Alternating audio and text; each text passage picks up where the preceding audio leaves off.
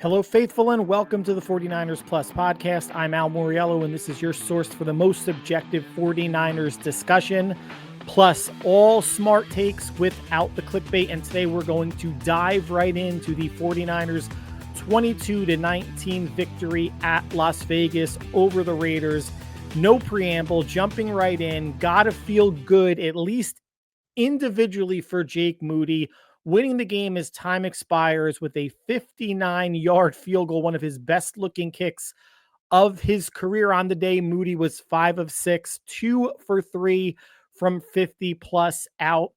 Regardless of all this, right? If you were following social media during the game after Moody missed a 53-yarder, there were calls for him to get released, leave him in Las Vegas. He shouldn't be the kicker. Then he just snuck in, I believe, a 26-yarder after that, and the calls were getting louder. If you want to equate volume as something you're reading on a social media feed, that Moody should be gone, but he made all of his kicks after that, including the game winner, courtesy of quarterback Bradley, not moving the ball at all after a Jalen Mahoney interception with like 13 seconds to go.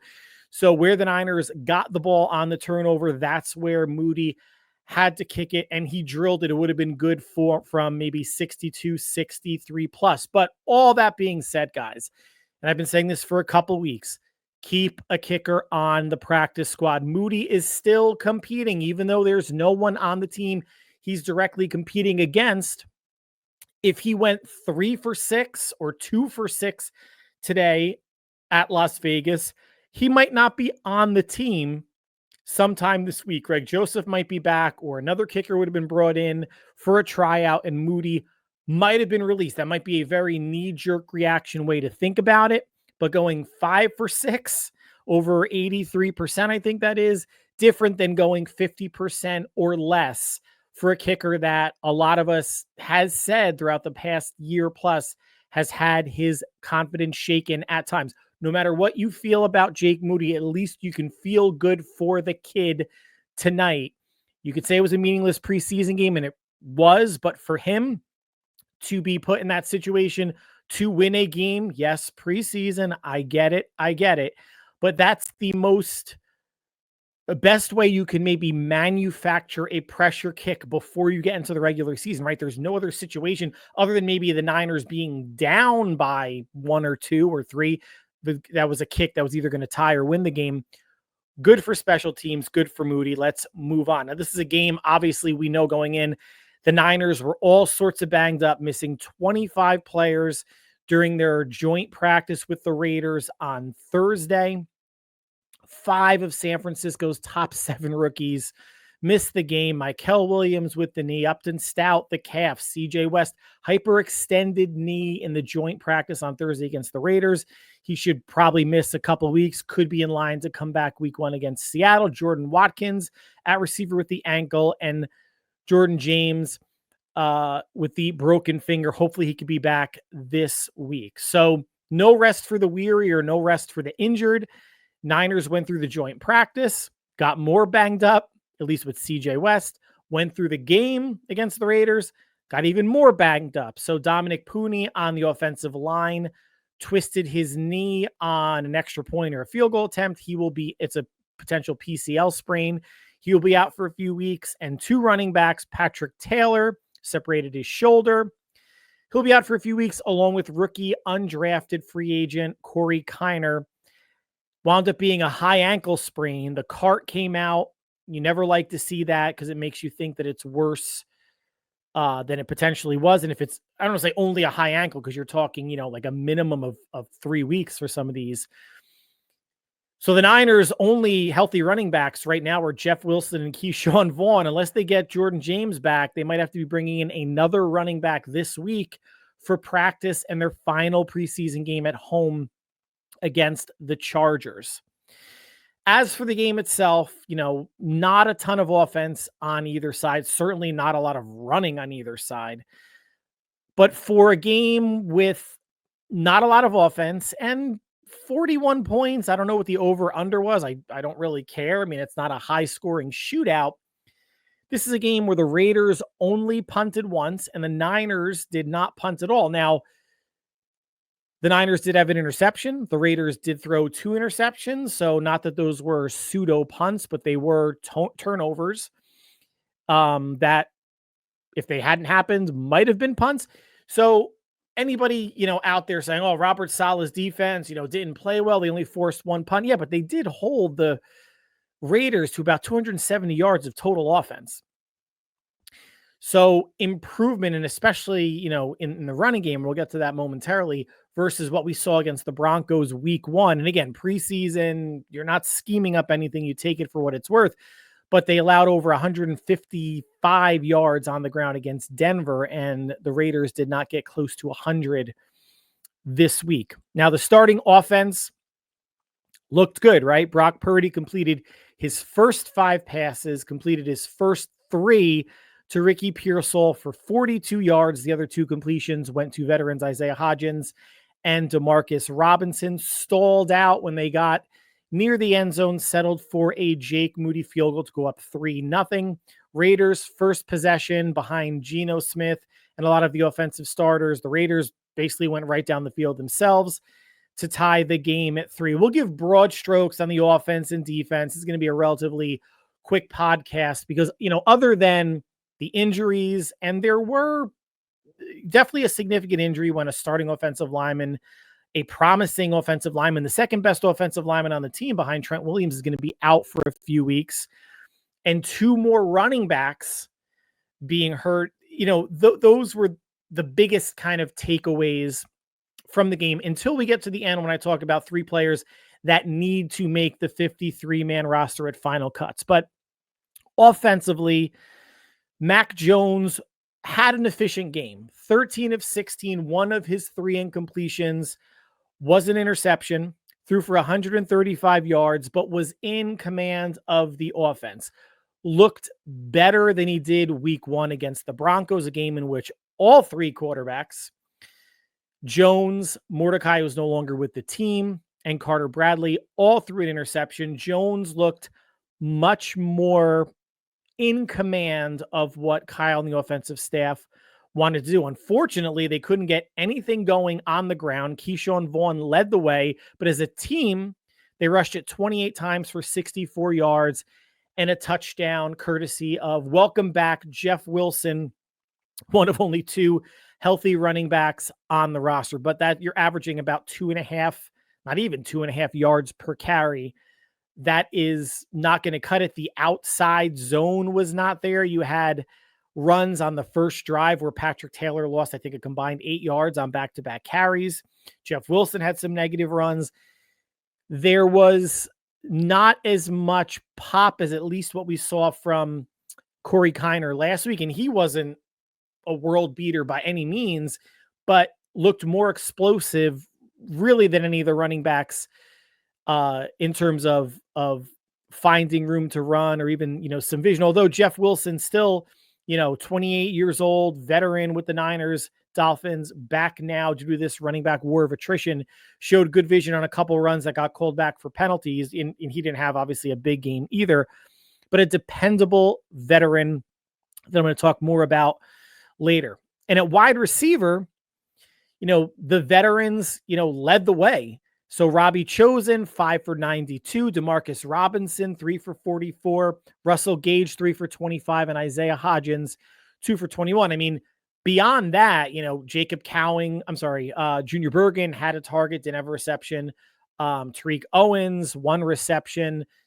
Watkins is out. Like, there's not many viable young wide receiver options. And yes, Ricky Pearsall had a good game. I wouldn't necessarily call him a veteran going into year 2 and missing a whole bunch of year 1 with the gunshot recovery. But there's going to be at least one veteran that's going to make this team, and it should be Russell Gage at wide receiver. I mean, there's the possibility if the Demarcus Robinson suspension happens at the beginning of the season that Robbie Chosen could sneak his way onto the team. Now, that would be at the expense of, and I think as of right now, I don't think Junior Bergen is going to be making this team. Jacob Cowing coming back from the hamstring injury. I'm not sure if he was part of the joint practice, but didn't play in this game. probably, I'm sure, will ramp up practicing and more than likely play against the Chargers a week from tonight, next Saturday.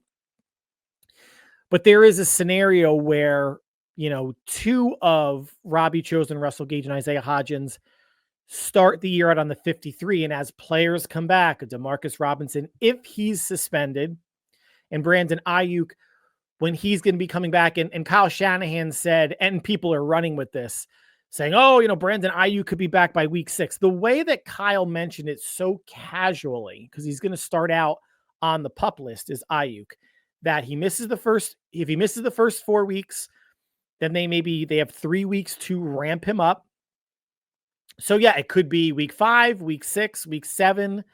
I don't know if those 3 weeks would extend to week 8 in terms of the practices, but at the latest, potentially week 7. So he'll be back. It sounds like, in October. I would always bet on later rather than sooner. But if you guys saw the social media clips of Brandon Aiyuk warming up, running routes, it might have been half speed, 3/4 speed with Purdy throwing to him. It was nice to see that on August 16th, him looking pretty good, that he still has with PUP, with him starting the season out on PUP, 2 additional months to get the leg healthier, to get the joint stronger, the leg stronger, the cardio where it needs to be.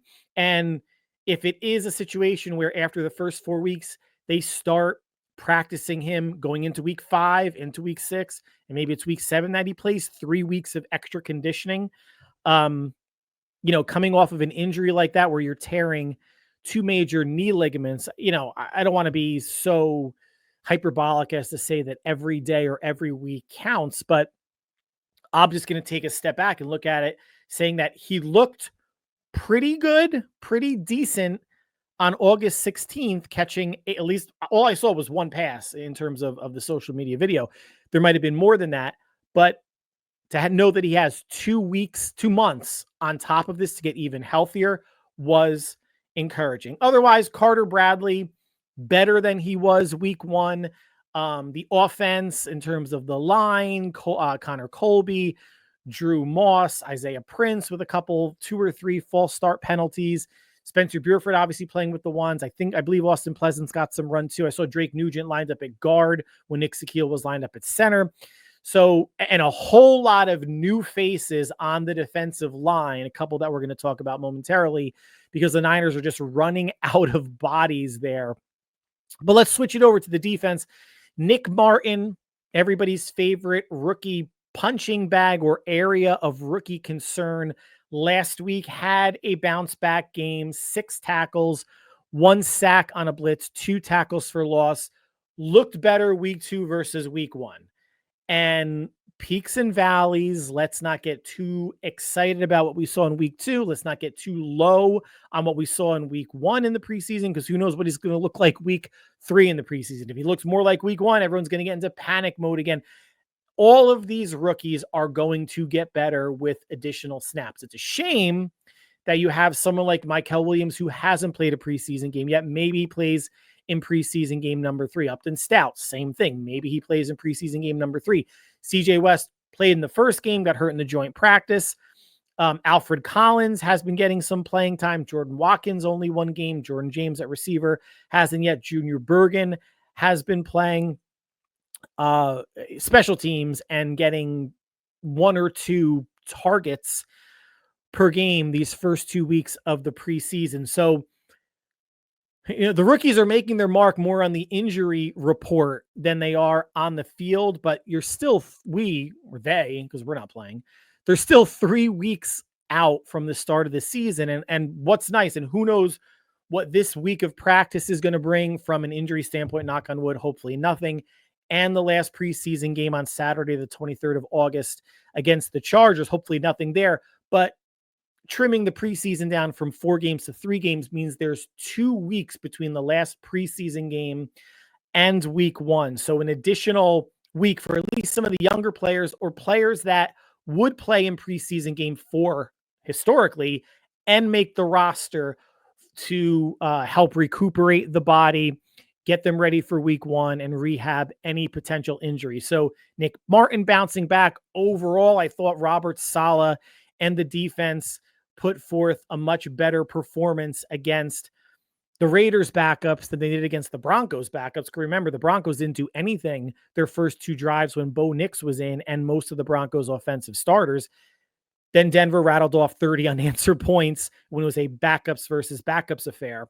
But overall, 4 sacks. So Nick Martin with 1. And then you have Travis Gibson and Damone Harris on the D-line, and Chase Lucas, another blitz from the nickelback spot. So 4 total sacks, 2 interceptions, 1 by Chase Lucas and 1 by safety Jalen Mahoney at the end of the game that sets up Jake Moody's game-winning field goal. So overall, Saleh's group and shuffling so many faces on the defensive line. Again, preseason, not a lot of game planning, if any. He's calling plays, obviously, and then it's more, getting the players, especially the young players, understanding their assignments, reading and reacting well, and obviously leaning on their athleticism to make plays. Only 271 yards allowed to the Raiders, and the run D was much better.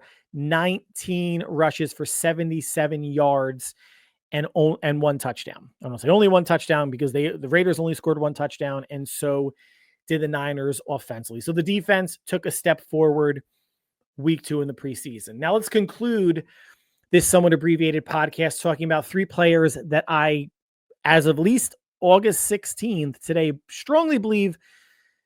I don't even know if they've made their case to be on the 53, but I think they should be on the 53. And who am I? An absolute nobody. But looking at the war of attrition at certain positions and some based on performance, let's start off with Jeff Wilson. So with the injuries to Corey Kiner, if that is a high ankle, he's done for the rest of the preseason and probably wouldn't be ready for week 1 if the Niners absolutely needed him. Patrick Taylor, separated shoulder, could probably be ready for week 1.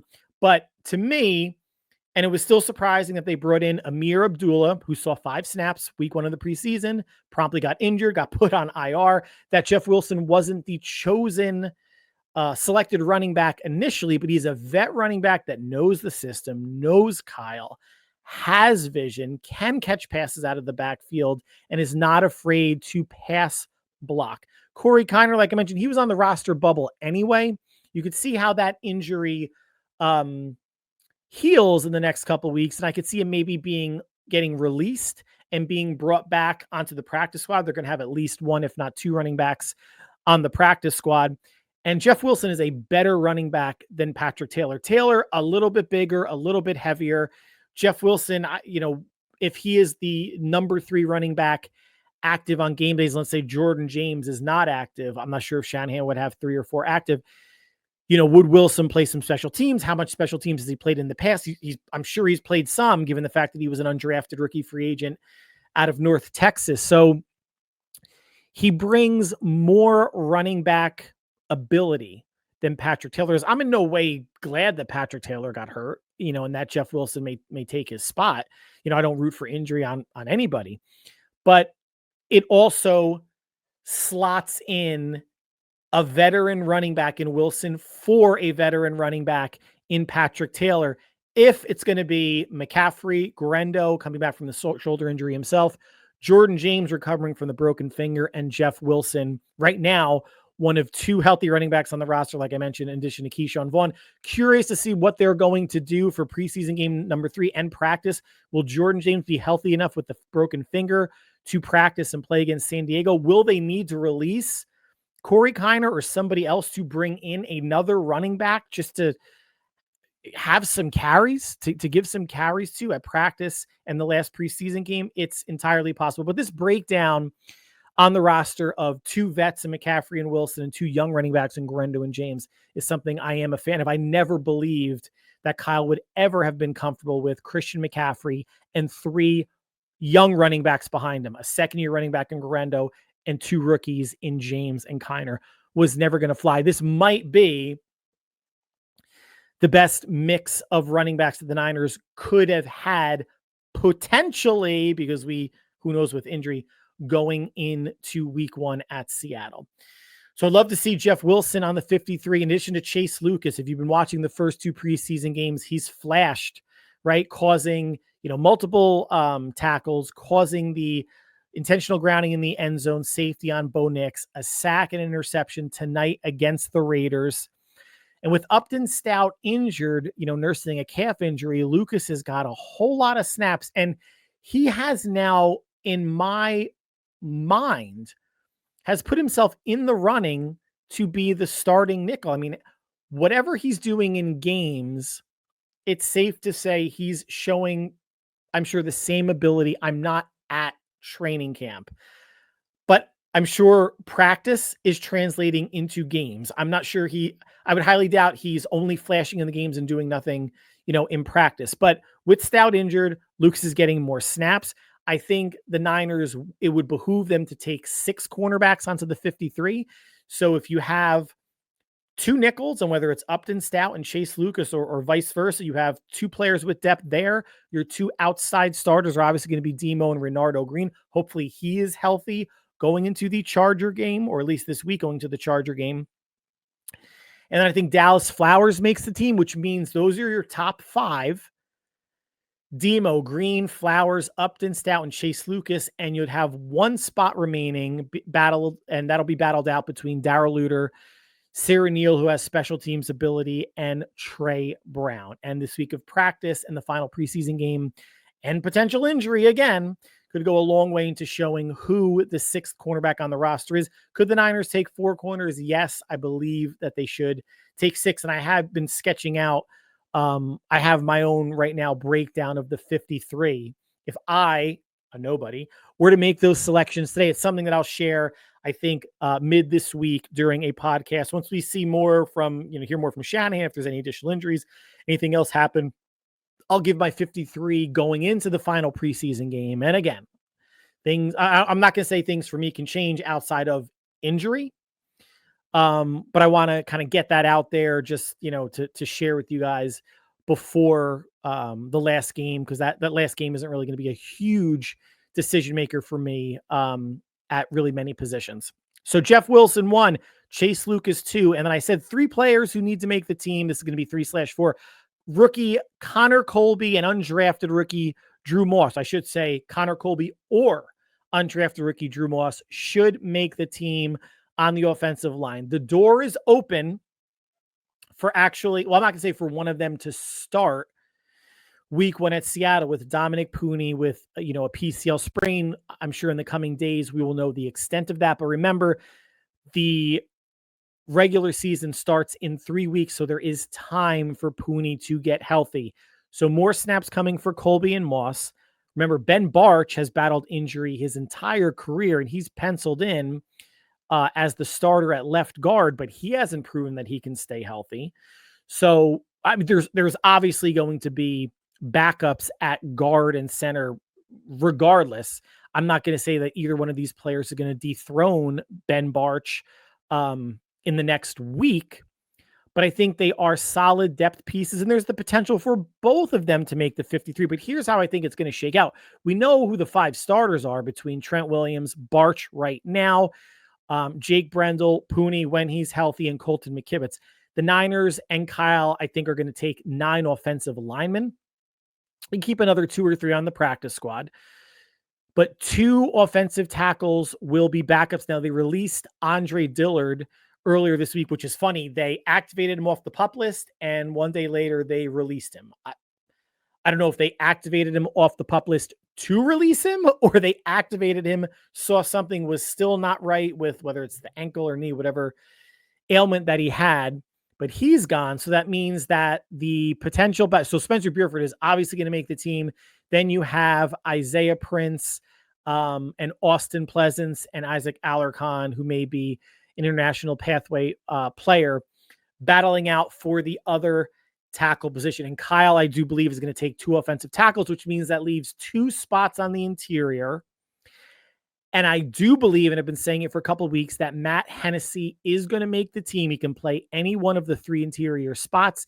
He has experience at center. They signed him to a 2-year contract last season, the last month of last season, off of the Falcons practice squad. He doesn't really have much, if not any guaranteed money, so they could release him with minimal to no financial impact. But I think they signed him for a reason. They liked what they saw last year. He's been on the team. He's taken snaps at center and at guard in practice, in training camp, and in preseason games. So I think he makes the team, which means there's one spot left, right? You have your 5 starters, 2 backup offensive tackles, Burford and to be determined. Then you have Matt Hennessy, and then you have Connor Colby, Drew Moss, or Nick Sakiel battling for that final interior spot.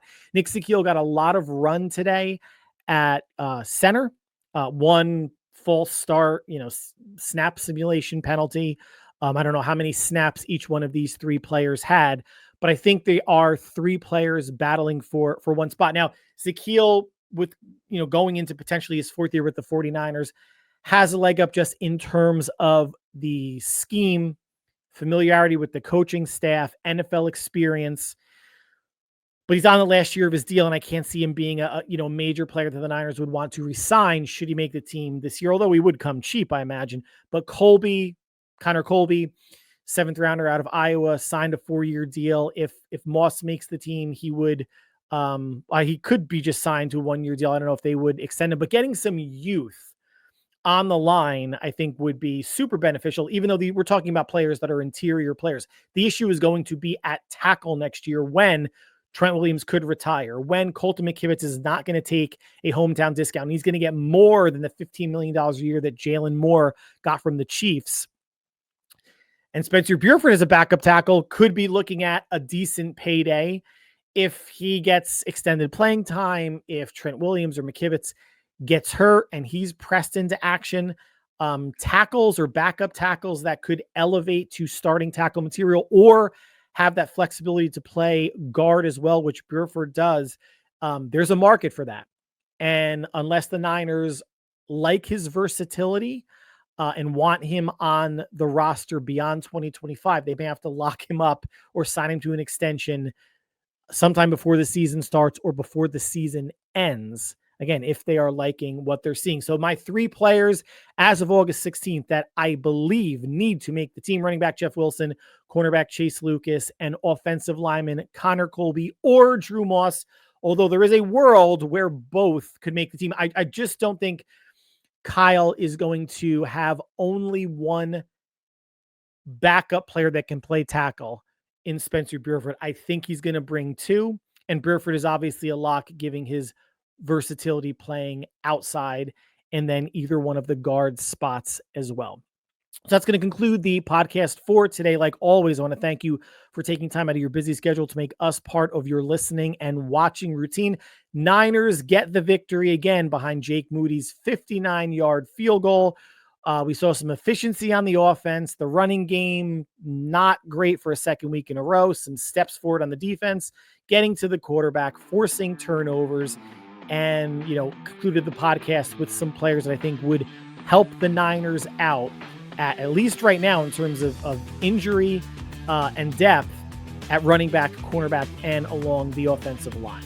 No, I'm aiming to have another podcast midweek and then one after the Charger game next Saturday or Sunday. So whatever we do between now and when we speak again, guys, stay happy, healthy, and safe. We will talk soon. Take care.